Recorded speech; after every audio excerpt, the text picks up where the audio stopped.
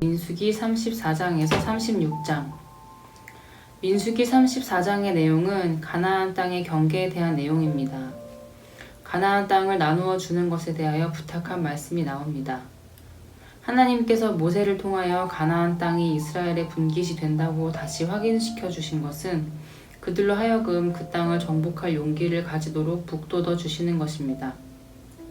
그들의 정복 행위를 통해 그 민족의 죄악이 간영할 때에는 그것을 회수하셔서 다른 민족에게 주시는 하나님께서는 이스라엘이 차지할 땅의 경계선을 명백히 가르쳐 주셨습니다.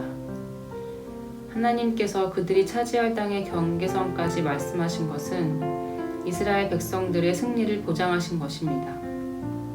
그럼 민수기 34장 봉독하겠습니다. 주님께서 모세에게 말씀하셨다. 이스라엘 자손에게 명하여라. 그들에게 다음과 같이 말하여라. 너희는 이제 곧 가나안 땅에 들어가게 된다. 이 땅은 너희가 유산으로 받을 땅인데 다음과 같이 사방 경계를 정한 가나안 땅 전체를 일컫는다. 너희 영토의 남쪽은 에돔의 경계선과 맞닿는 신광야에서부터 시작된다. 그러므로 너희 영토의 남쪽 경계는 동쪽의 사해 끝에서부터 시작된다. 너희의 경계선은 아그라빔 비탈 남쪽을 돌아 신을 지나 가데스 바네아 남쪽 끝까지 갔다가 또 핫살 아달로 빠져 아스몬까지 이른다. 경계선은 더 연장되어 아스몬에서부터 이집트 국경지대의 강을 따라 지중해가 시작되는 곳까지 이른다. 서쪽 경계는 지중해와 그 해안선이다. 이것이 너희의 서쪽 경계가 될 것이다. 너희의 북쪽 경계는 다음과 같다. 지중해에서부터 호르산까지 너희는 경계선을 그어라. 또 호르산에서부터는 하맛 어기로 경계선을 그어 스닷 끝까지 이르면 경계선은 거기에서 다시 시브론을 거쳐서 핫사레난 끝까지 이른다. 이것이 너희 영토의 북쪽 경계이다. 너희의 영토의 동쪽 경계를 핫사레난에서부터 스밤까지 그어라. 경계선은 여기에서 더 연장되어 스밤에서부터 아인 동쪽 리블라까지 내려갔다가 동쪽의 긴네렛 바다 해변까지 더 내려간다. 거기에서 다시 경계는 요단으로 내려가 사해 끝에서 멈춘다. 이것이 너희 땅의 사방 경계이다. 모세는 이스라엘 자손에게 명령하였다. 당신들 9지파와 반쪽 지파는 주님께서 당신들에게 주도록 명하신 이 땅을 제비 뽑아 나누어 가지십시오. 르우벤 자손의 지파와 갓 자손의 지파와 므낫세 반쪽 지파는 조상 집안을 따라 유산을 받았습니다. 이 두 지파와 반쪽 지파는 자기들의 유산을 해 뜨는 쪽 여리고 맞은편 요단강 동쪽에서 이미 차지하였습니다. 주님께서 모세에게 말씀하셨다. 너희에게 유산으로 땅을 나누어 줄 사람들의 이름은 제사장 엘르아살과 눈의 아들 여호수아이다. 너희는 또 땅을 유산으로 나누어 줄 사람을 지파마다 한 사람씩 대표로 뽑아라. 다음은 그 사람들의 명단이다. 유다 지파에서는 여분네의 아들 갈렙이요, 시므온 지파에서는 암미훗의 아들 스무엘이요, 베냐민 지파에서는 기슬론의 아들 엘리다시요, 단 자손 지파에서는 요글리의 아들 붓기 족장이요, 요셉 자손 가운데 므낫세 자손의 지파에서는 에봇의 아들 한니엘 족장이요, 에브라임 자손의 지파에서는 십단의 아들 그무엘 족장이요, 스불론 자손의 지파에서는 바르낙의 아들 엘리사반 족장이요, 이사갈 자손 지파에서는 아산의 아들 발디엘 족장이요, 아셀 자손의 지파에서는 슬로미의 아들 아히웃의 족장이요, 납달리 자손의 지파에서는 암미훗의 아들 부다헬 족장이다. 이들은 가나안 땅에서 이스라엘 자손에게 유산을 나누어 주도록 주님께 명령을 받은 이들이다. 민수기 35장은 48성읍의 이스라엘 백성들에게 레위 지파에게 거주할 성읍을 주라고 말씀하시는 내용과 도피성에 대한 내용입니다. 35장에서 레위인에게 성읍을 줄 것에 대하여 자세히 말씀하십니다. 하나님께서 그들에게 이와 같이 주도록 하신 것은 야곱의 예언대로 된 일입니다. 레위 지파에 대하여 야곱이 예언할 때 그들을 야곱 중에서 나누며 이스라엘 중에서 흩으리로다 하고 하였습니다. 그들이 유대 민족 중에 분산하여 살게 된 것은 그들의 죄 때문에 그렇게 된 것이었습니다. 그렇지만 하나님께서는 다시 레위인들을 긍휼히 여기시며 땅을 많이 받은 지파는 레위인에게 성읍을 많이 주고 땅을 적게 받은 지파는 적게 주라고 하십니다. 분산되어 살게 된 레위 사람들에 대하여 각 지파가 레위인에게 공평하게 성읍을 취하여 주라고 하신 것입니다. 도피성 제도는 본의 아니게 살인한 자가 피신하는 곳인데 그 죄인은 당시에 대제사장이 죽기까지 그곳에서만 거주해야 하는 법입니다. 그리하여 사형에 처해져야 마땅한 살인죄와 사형에 해당하지 않는 살인죄에 대하여 말씀하십니다. 그럼 민수기 35장 봉독하겠습니다. 여리고 건너편 요단 강가 모압 평야에서 주님께서 모세에게 말씀하셨다. 너는 이스라엘 자손에게 그들이 유산으로 받는 땅에서 레위 사람이 살 성읍들을 떼어주라고 명령하여라. 레위 사람에게는 성읍과 함께 그 주변의 목초지도 함께 주어라. 그래야만 그들이 그들의 재산인 가축대와 모든 짐승들을 그 목초지에서 기르면서 그 여러 성읍에서 살게 될 것이다. 너희가 레위 사람에게 줄 성읍 둘레의 목초지의 범위는 각 성에 다같이 성벽 둘레로부터 2000자까지의 지역이어야 한다. 성을 중심으로 하여 성벽 동쪽으로 2000자, 남쪽으로 2000자, 서쪽으로 2000자, 북쪽으로 2000자씩을 재어라. 이것이 각 레위 사람의 성읍에 딸린 목초지이다. 너희가 레위 사람에게 줄 성읍들 가운데서 6은 도피성으로 만들어서 사람을 죽인 자가 그리로 도피할 수 있게 하고 이 밖에 별도로 레위 사람에게 42성읍을 주어라. 너희는 레위 사람에게 모두 48성읍과 거기에 딸린 목초지를 주어야 한다. 이스라엘 자손이 가지고 있는 땅을 떼어서 그것을 레위 사람에게 줄 때에는 각 지파들이 받은 몫의 비율대로 떼어내도록 하여라. 많이 가진 지파에서는 많은 성읍을 떼어내고 적게 가진 지파에서는 적게 떼어내어라.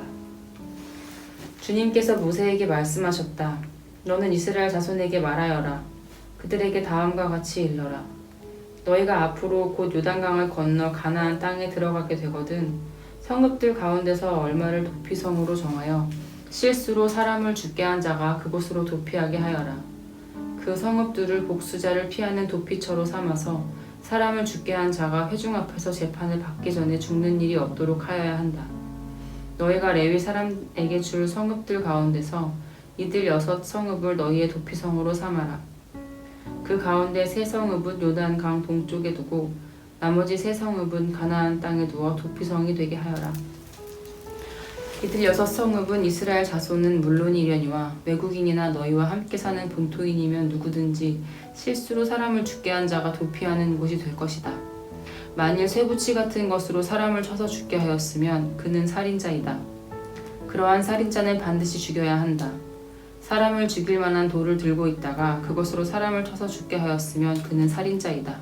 그러한 살인자는 반드시 죽여야 한다. 만일 사람을 죽일 만한 나무 연장을 들고 있다가 그것으로 사람을 쳐서 죽게 하였으면 그는 살인자이다. 그러한 살인자는 반드시 죽여야 한다. 이러한 경우에 그 살인자를 죽일 사람은 피해자의 피를 보복할 친족이다. 그는 그 살인자를 만나는 대로 죽일 수 있다. 미워하기 때문에 밀쳐서 죽게 하거나 몰래 숨어 있다가 무엇을 던져서 죽게 하거나 원한이 있어서 주먹으로 쳐서 사람을 죽게 하였으면 그는 살인자이다. 그러한 살인자는 반드시 죽여야 한다. 피를 보복할 친족은 어디서 그를 만나든지 그를 죽일 수 있다. 그러나 아무런 원한도 없이 사람을 밀치거나 몰래 숨어 있다가 무엇을 던지거나 한 것이 아니고 잘못 보고 굴린 돌이 사람에게 맞아 그를 죽게 하였으면 그 가해자가 피해자의 원수가 아니고 더욱이 그를 해칠 의사가 전혀 없었던 것이므로 회중은 이러한 규례에 따라서 그 가해자와 피를 보복할 친족 사이를 판단해야 한다. 회중은 그 살인 혐의를 받은 사람이 피를 보복할 피해자의 친족에게서 보복을 당하지 않도록 그 살인 혐의자를 그가 도피한 도피성으로 돌려보내야 한다. 그리고 그는 거룩한 기름을 부어 성직에 임명된 대제사장이 죽을 때까지 거기에 머물러야 한다. 도피성으로 피한 그 살인자가 도피성의 경계 밖으로 나갔을 때에 마침 피를 보복할 친척이 그를 알아보고 도피성의 경계 밖에서 죽였으면 그 친척에게는 아무런 살인죄도 적용되지 않는다. 살인자는 반드시 대제사장이 죽을 때까지 도피성에 머물러 있어야 하고 대제사장이 죽은 다음에야 비로소 자기 소유지가 있는 땅으로 돌아갈 수가 있다. 위에서 말한 율례는 너희가 어디에 가서 살든지 자자손손 모든 세대에 적용되는 율례이다. 누구든지 사람을 죽인 사람은 살인자이므로 반드시 죽여야 한다. 그러나 거기에는 증인들이 있어야 한다. 오직 한 증인의 증인만으로는 어느 누구도 죽이지 못한다. 살인죄를 지었을 때에는 살인범에게서 속전을 받고 목숨을 살려주어서는 안 된다. 그는 반드시 죽여야 한다. 대제사장이 죽기 전에는 도피성으로 피한 사람에게 속전을 받고 그를 제 땅으로 돌려보내어 살게 해서는 안 된다. 너희가 사는 땅을 더럽히지 말아라. 피가 땅에 떨어지면 땅이 더러워진다. 피가 떨어진 땅은 피를 흘리게 한 그 살해자의 피가 아니고서는 깨끗하게 되지 않는다. 너희가 사는 땅, 곧 내가 머물러 있는 이 땅을 더럽히지 말아라. 나 주가 이스라엘 자손과 더불어 함께 머물고 있다.